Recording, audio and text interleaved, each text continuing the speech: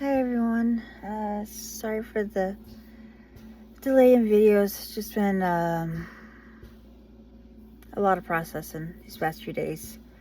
I was released from the hospital on the 10th. Someone in the hospital staff had came in that morning and said that I could go home, but my insurance wasn't gonna cover the oxygen that I needed. And they said that their hospital supplier would I could get the oxygen from them, but I would have to pay for 3 months worth in advance, which was going to be expensive, because it's going to be like $100 to $200 a week basically, and so that wasn't really an option. The other option would be staying into the hospital until I didn't need oxygen anymore, which isn't really feasible, especially where the longer this goes on, the more they're unsure that I'm gonna be able to get off from the oxygen. But so I just kind of chose to trust the Lord about it all, and a couple hours later, the head doctor on my case came in and said that he was gonna fudge the numbers slightly because I was just on the borderline on my insurance covering it, so that the insurance would cover the oxygen so that I can go home, which I was really thankful for.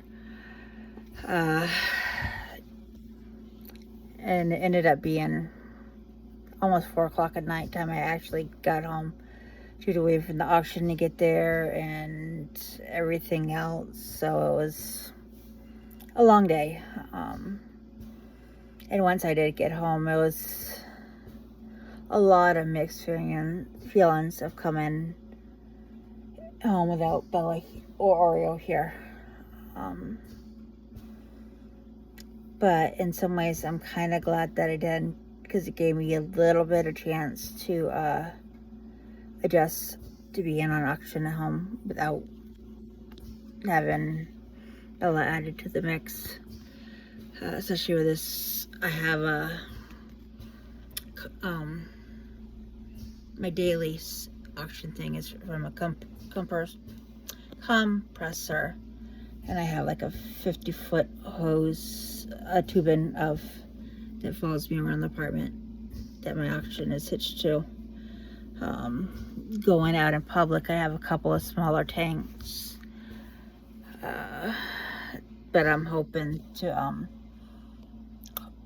get a travel compressor, because that way I don't have to worry about running out of oxygen and such, or carrying around heavy tanks. We'll see how it goes. But yeah, it's been a lot of ups and downs.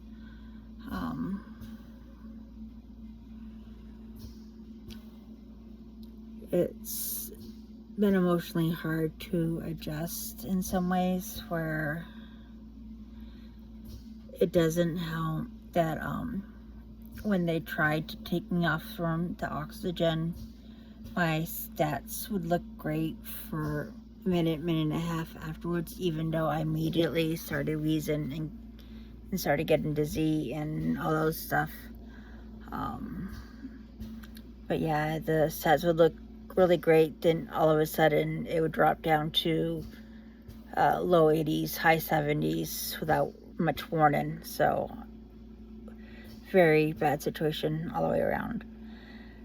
But because of that, I tend to have a lot of anxiety switching from the daytime oxygen to my CPAP machine, and or to the oxygen tank to go outside, because of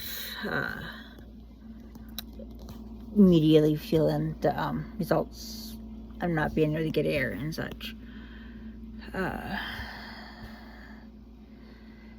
And as I was going through the hospital notes, the search papers, I saw that they had diagnosed me with acute respiratory failure, which in a sense is basically what my friend had passed away from a few years ago, right in front of me. Except with her, it was due to blood clots, pulmonary edema.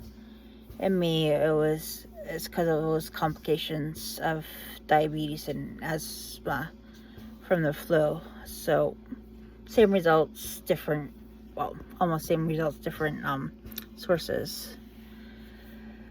But that made me extra glad that I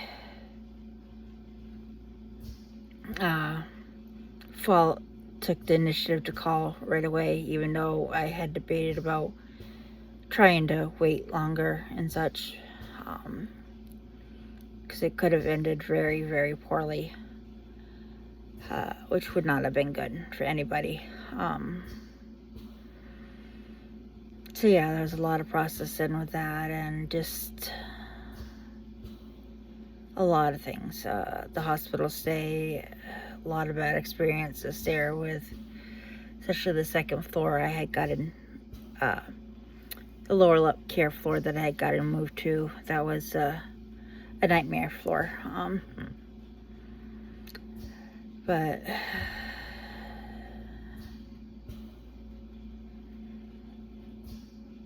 so yeah, it's taken a lot of processing and such. But I'll get through this one day at a time. I'm very glad to have Bella back today. It's going to take a lot of processing for her as well, especially seeing me with the oxygen cannula and all the noises and tubes and all that stuff for a year. Around the time I had left for the ambulance on the second, one happened to be coming this direction, and she immediately tensed up and started growling and was posed in front of the door, ready to try to keep the ambulance from taking me away again. And I tried to explain to her that even though it was scary, I needed to go and just kind of explain to her a little bit about it. And I know she kind of understands, but yet at the same time, it's been a very traumatic thing for her as well, not knowing where I was or if I was coming home or what was going on and everything else. And so it's going to take time for both of us to adjust and heal emotionally and all that. But we'll get there.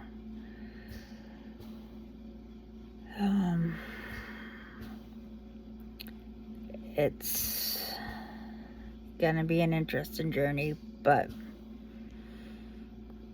I'm alive and more or less healthy, except for the whole breathing thing.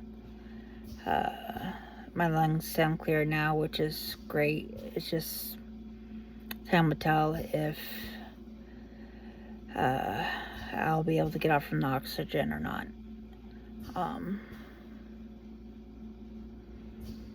While I'm hoping that I will, mentally, I can't help but prepare myself not to get off from it, if that makes sense.